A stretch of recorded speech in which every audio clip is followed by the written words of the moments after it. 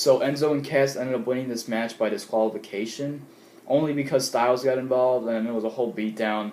And then they were all talking about how John Cena wasn't going to be here tonight. Styles and the club were mentioning that. But I seriously thought that Cena wasn't there tonight, because they mentioned that John Cena was going to be hosting the ESPN Rewards or something. I don't remember what it was. But they said he was going to be in Vegas hosting the Rewards or something. But somehow Cena ended up showing up, and he helped Enzo and Cass beat up the club this week, just like how Enzo and Cass helped Cena beat up the club last week. So Cena came back just to beat up the club with Enzo and Cass, so that was cool again to see that. It's all just leading up to their 6-man tag team match heading towards Battleground. So yeah, nothing really more to say about that. Now, they didn't have a main event for tonight. All they really had was just the final matchup of the night was Sasha Banks taking on Dana Brooke. And the only reason why this match took place was because Charlotte wanted to see if Sasha were to win this match, would she get a title shot. So Sasha took on Dana Brooke, and Sasha won with the Banks statement. Now, will this give Sasha Banks a title shot? Maybe. Maybe it will. But now Charlotte wants Sasha Banks to face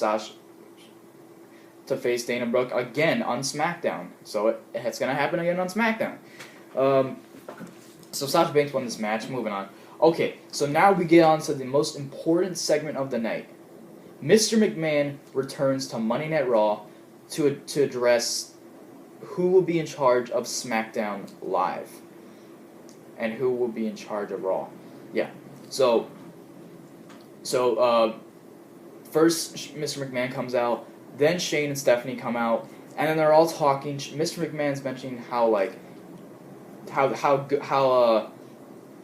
good of a job Shane and Stephanie have been doing, as Raw GMs. But it's time for a change. So what he wants to happen, what he thinks is going to happen, or what he wants to happen. He wants Shane and Stephanie to go to war between the TV ratings, and he wants these two to just compete against each other between the two shows, Raw and SmackDown. So he mentioned that he wanted this little drum roll beat to start playing, and then once the drum roll was kicking in, and then he said that he would put Shane McMahon in charge of SmackDown Live, and that's really, really exciting to hear, because that Shane McMahon mentioned, before he was announced the GM of SmackDown, the commissioner of SmackDown Live, he mentioned he would change up everything. He would literally change up the stage designs, the ropes, some of the arenas. Like, he would change up literally everything. Maybe even the locker room area, the backstage area, his office. He would literally change up the whole show, make it look entirely different. So Shane McMahon's in charge of SmackDown. Then, of course, that means that Stephanie McMahon is in charge of Raw. Now, that leads to the big question. Mr. McMahon mentioned, since both of them are in charge of Raw and SmackDown, who will be the dominant brand? Well, now they have to come up with a decision here.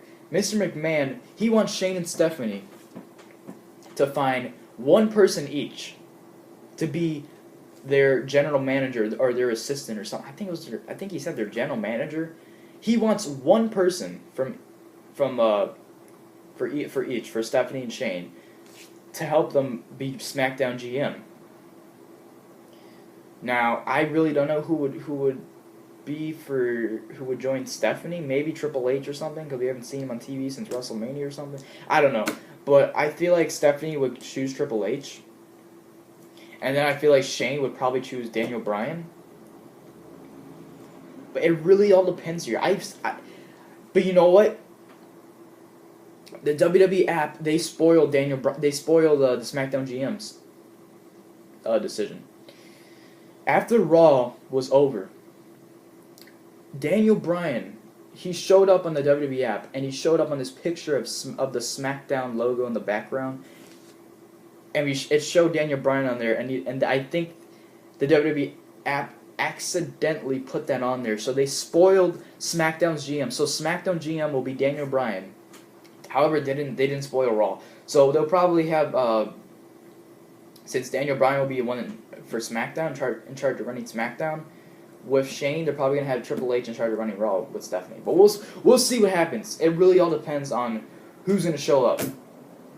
And I love the way that they ended this night off because Shane was celebrating. He was going crazy. He was so happy that he won, and then he's in charge of SmackDown Live. And he started acting like a little kid celebrating his birthday party or something. He was so happy. It was so funny to see Shane act like that. And then Stephanie, she slapped Shane in the face before leaving the ring, and she accidentally tripped off the steps. It was so funny. Shane McMahon caught it. We all saw it. Everybody started laughing. And that was when I think that happened when Shane McMahon gave Stephanie the kiss of death. It was so funny to see Stephanie accidentally fall on her ass. It was so funny. So that's how they ended Raw. Now it all just comes down to this. We all know Daniel Bryan will be running SmackDown with Shane, but the big question is who's going to be running Raw with Stephanie. I think it's going to be Triple H, but maybe it might be someone else. We'll see. So that's going to be it. That's going to wrap it off for this Raw review. I thank you guys for watching, and let me know what did you think of this Raw, and what did you think of the Rollins report with the man Seth freaking Rollins. So let me know what you guys thought of this Raw. Did you enjoy it more than you did last week? Did you hate it more than you did last week? Did you think both of them were kind of the same? Which one did you like better, and tell me why? So I'm going to wrap it off here. I thank you guys for watching this video. Leave a comment, leave a like, leave a comment. I really appreciate that. I really need it.